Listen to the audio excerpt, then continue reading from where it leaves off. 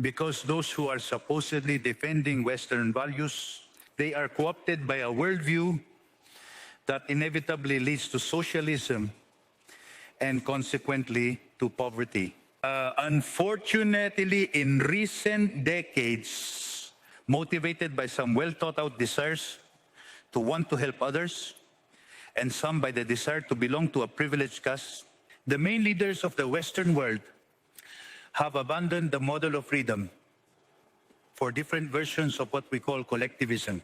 We are here to tell you that collectivist experiments, they are never the solution to the problems afflicting the world's citizens, but on the contrary, they are the cause. Believe me, no one better than us Argentines to testify to these two matters. When we adopt the model of freedom back in the year 1860, in 35 years, we became the first world power, while when we embrace collectivism over the last 100 years, we saw how our citizens began to systematically impoverish themselves until they fell to 140th place in the world. But before we can have this discussion, it would be important for us to first look at the data.